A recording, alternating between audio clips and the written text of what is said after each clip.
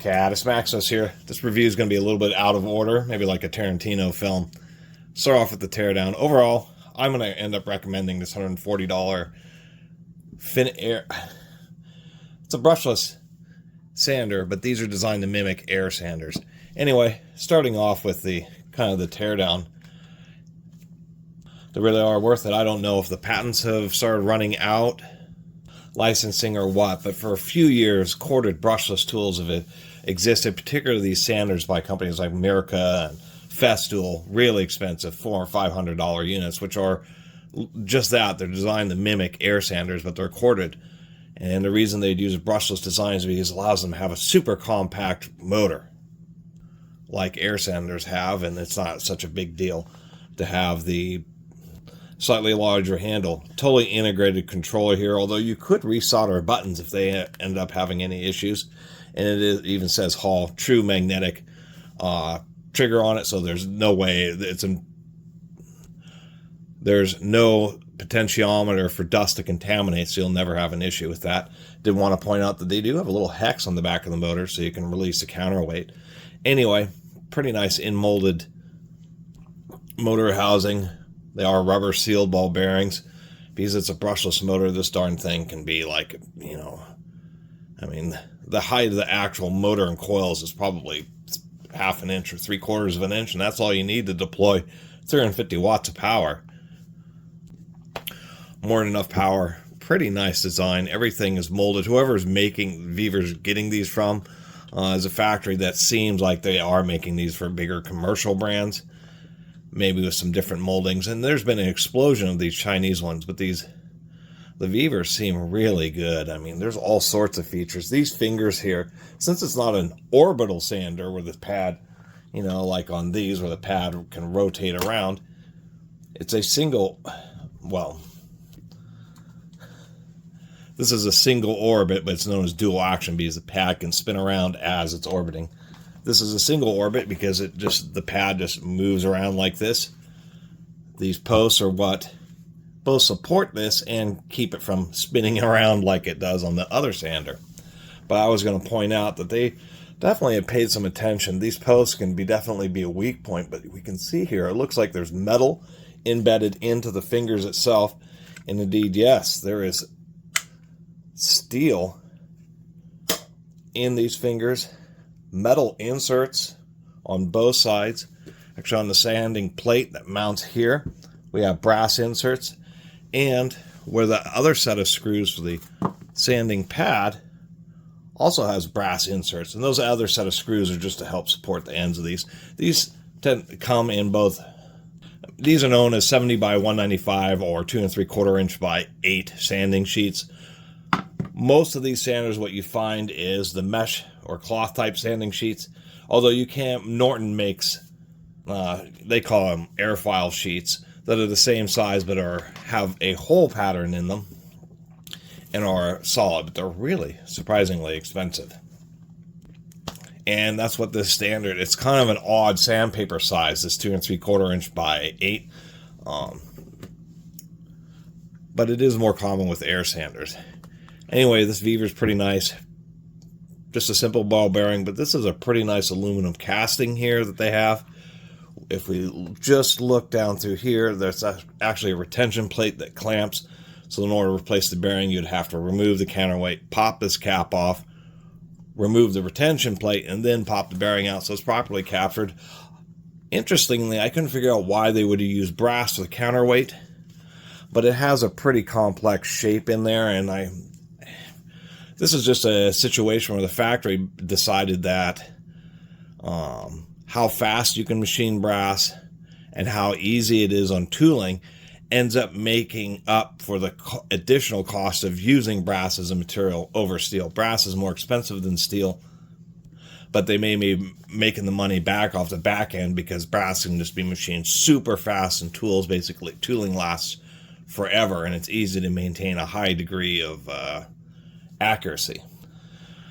But it is nonetheless kind of surprising to see a brass counterweight. Otherwise, all the metal inserts, everything, it's a pretty decent design. There's even this little lip here and a counterbore in this cup, so when this plate sits on here and you get it shifted and aligned just right. It actually forms a really pretty nice seal that prevents debris and sawdust from collecting up inside here and interfering with the counterweight, which I have seen on various just random models of various corded electric sanders that I've taken apart over the years. Some of them don't do a very good job of that, and then the sander ends up not working right, and it's because it's the counterweight area has enough sawdust to actually start rubbing and interfering with it. Anyway, oh, and in case people are wondering, I was wondering why these have different numbers on them. This happens to deal with orbit size. In the air sander world, you may have a variety of air sanders, some with a 3mm orbit, some with a 5mm orbit, and it's just an easy way to grab, say I need a wider orbit sander for a little bit increased material removal rate, or I'm doing more finer finishing, and I want something with a narrower orbit. So that's just how far the spindle swings around. In this case, 3mm, about a 1/8 of an inch, or this time 5mm, which is 3/16 of an inch. It's just a little bit under a quarter. Here's the back of the sanding pad. They actually have these little channels and convolutions so the dust can be pulled out over the flat area here, and that's just circuit board material, fiberglass reinforced. Anyway, basically the same, although they do charge $10 more for this one than they do for this one, even though this one, it comes with both a 5 and a 6-inch pad. Oh, and people are wondering how they kept it balanced, and it's because the 5-inch pad is thicker, where the 6-inch pad is thinner on this one, and that's how they keep the same balance. Otherwise, the only other difference is that this one actually has just a bit smaller of an orbit because it's more for... Both of these are finish sanders, but this is a random orbit, and it's a little bit improved material rates without the risk of swirling just because it's a dual action sander. Where this really is designed for, finer finish work, getting in the corners, etc. And that's why it has a smaller 1/8 inch or 3mm orbit. These types of sanders it's the 5-inch and the 8-inch. There's also a 16-inch. Those are really known as air files. They're these big, long air sanders. They chose this size, which I suppose is a good compromise. If they just went with the 5-inch pad, I suppose it would have been okay. And maybe if they had made available a different bottom plate to use with that. But I think since they figured they already had this one, they might as well make this the longer 8-inch.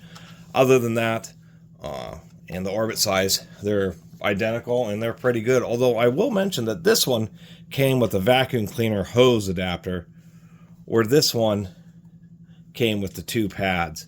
And I don't know if that's just because this one came out a little bit later, and it may be a little bit newer, and it may be due to some feedback. It is a molded silicone piece, so it actually ought to hold up pretty decently. It's even threaded, so you can screw it on the various vacuum cleaner hoses, as well as coming with a short length of hose itself. So that's the other big difference, is they include this adapter. Otherwise, the same 4-meter or 12-foot long cord. It's actually a surprisingly good power tool cord.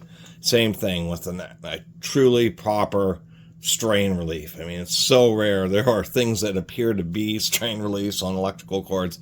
Almost none of them do what they're supposed to, which is reduce the curvature, reduce the cord from getting pinched and fatigued. And this is 90 degrees Celsius SJ rated cord locking, although once again I like that these things are just use a computer power cord connection known as the IEC electrical connector, and it's super easy. You can get 25-foot long cords from Amazon. So these sanders, primarily the paper that you find is this mesh type sandpaper, and you can find it reasonably well on Amazon. Norton has some airfile paper. Norton actually advertises theirs as the proper 2 3/4 inch by 7 13/16, but online there's advertised as the 2 3/4 by 8. And the mesh just is designed to go through all these holes. Once again, the Norton has holes that are pre-aligned with this, but it's more of a flush, a non-mesh. But it's just almost all the papers you're going to find, like Mirkas and that type of stuff, are going to be this style. Versus the Chinese paper, you can get the premium Mirka, but it's literally 6 times more expensive or something. Anyway, pretty simple tool. You have a power on and off just because it's so easy to hit this. And being a brushless motor, I mean, electronically controlled, it can, even without being censored. I mean, there's two different types. There's ones that have direct Hall sensors, or there's slightly cheaper ones like this, which aren't really designed to operate under stall conditions. So not as necessary to have dedicated sensors, but it still has what's known as passive feedback. It's a 3-phase motor. One phase is only active at any instance in time. The other 2 phases actually generate a little bit of a back current, and that's how the controller can tell how fast it's running. And it really is constant power. We can be in the lowest speed here. I mean, I'm putting enough force on that for it to bite into my hand, and you can't even get it to attempt to bog down. You could practically, literally stand on top of the sander, and it's not going to bog down. It's always going to maintain the same speed. We do have, it's a little bit more sensitive on this one than it is on the other sander. That must be manufacturing variants, but we do have a variable speed.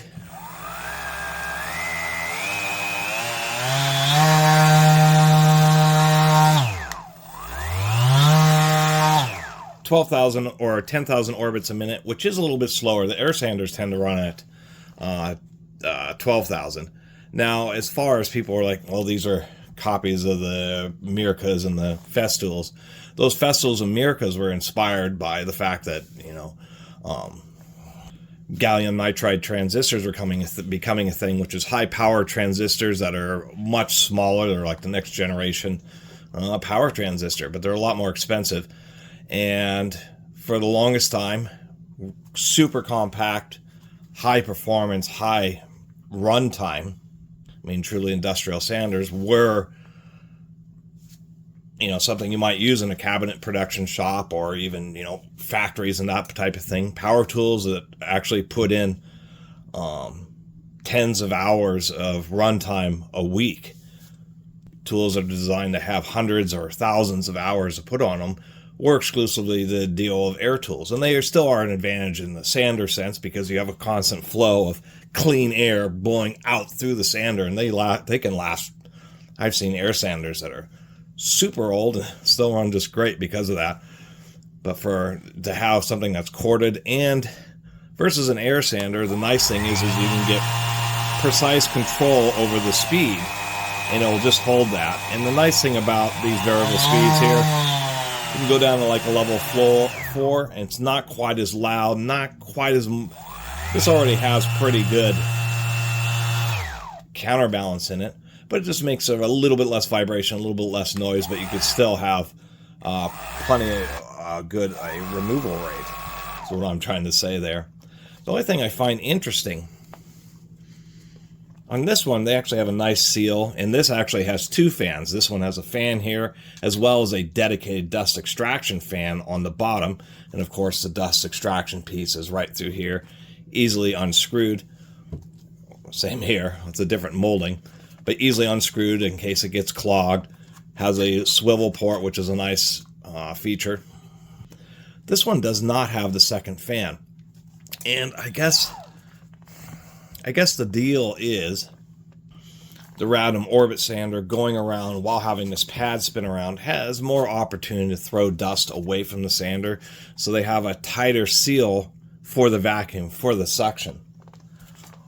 Where on these, they figure since it's just a single orbit finish sander, they don't have to be quite as aggressive, and so there is a little gap here. So when you're running the vacuum, not only is it sucking through the pad, it's actually sucking right through this entire gap here. It's even pulling air kind of through the tool, through the cooling fan that's already there, which I assume is just fine, but it's just an interesting little bit of design choice. And if you do put a lot of pressure on it, they do have like a little rubber kind of gasket to just prevent plastic on plastic rubbing. Other than that, I think this thing is pretty cool. I think it was pretty wise for Vevor to have actually decided to come up or release another sander based on this design.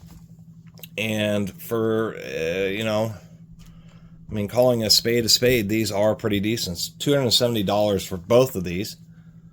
And if you're someone who's actually planning on doing a lot of sanding and like resanding an RV, you know, you wouldn't sand the whole house, or maybe you would, but boats, a lot of sanding involved with refinishing boats and automobiles and that type of stuff, as well as furniture. And that's the big advantage of these. Even over so many, I have a lot of nice Bosch and Milwaukee, Makita, etc. Quartered sanders that I really like, but I think these things are just a step above. These are one of the few situations where corded brushless really makes a lot of sense, adds a ton of reliability with a good proper dust extraction if you choose to use that, and just the awesome ergonomics. I mean, here's my thumb. Here's my thumb. This sander is just a little bit longer, maybe my index finger there. It's about as tall as my entire index finger. So you're just much lower and closer to the pad, so it's just so much easier to use. More ergonomic, easier to keep straight. You can hold this in a variety of, if you're just trying to reach, use it like this. Anyway, I'll stop gushing about it. I just think it's pretty cool. Really is one of the more worthy products for the price, just because this will really put in the time, and it's just so much quieter. It's a nice smooth running sander. I guess the biggest thing is, you know, they went with, since it's mimicking air sander, they went with air sander paper sizes. Although this is a situation where you may have wanted to make it like a third sheet or something, where it's just a little bit easier to find sandpaper.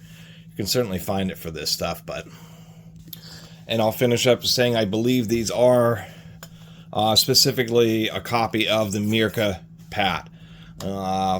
Hunting around when you find the Mirka DEOS, which they call Direct Electric Orbital Sander, which, by the way, are actually over $500. So what Vevor is doing is selling this for like a quarter of the price. So to tell you the truth, even versus the Mirka, it's highly doubtful the $500 Mirka is going to last 4 times longer than this. This is really a pretty good design. I suspect Mirka's really upcharging. Anyway, it appears the mounting holes are the same. So this is using a Mirka pad, and that's how you would get a new pad for the bottom of this. Anyway, not too bad for getting the sandpaper on there. It's important to get these papers pretty well centered, because if they're not, then you'll end up getting chewing on the edge. Other than that, turn this back on. Kind of a long video, kind of rambling, but I just think these things are super cool. And just being so used to the tall finishing sanders, just kind of making sure that you're, keeping the pressure nice and even. And the fact that they just rattle around so much, this thing is just like, just seems so much more modern. Just to have, corded brushless. It really seems like it's kind of the end game for corded power tools, as it was, not for all corded power tools, but for the most part, the end game just as it was for cordless tools. And if you regularly blow these out, I mean, there's only 3 bearings in here. As long as the electronics hold up, it technically has an indefinite lifespan, because there is no commutator, no carbon brushes. You just say, oh, I've used it a bunch over the last couple of years, and you just buy 3 new bearings and replace both the motor. You just replace all 3 of them at the same time and replace the 3 bearings, and it'd be literally just like new. Maybe replace the backing plate, and you're off to the races. And that's kind of one of the cool propositions about one of these, is technically just like an old hand tool. These are one of the few electrical tools that can last multiple lifetimes and pass this down to your kids. I know it seems absurd, but I mean, these things are super cool. And one last thing I'll mention is, even versus the orbital one, this one is by another 1/2 inch shorter. It's really, really a low profile sander. Really wants to just sit straight. Anyway, really appreciate everybody who's been watching. You'll find a link to this in the description. I'll see you next time.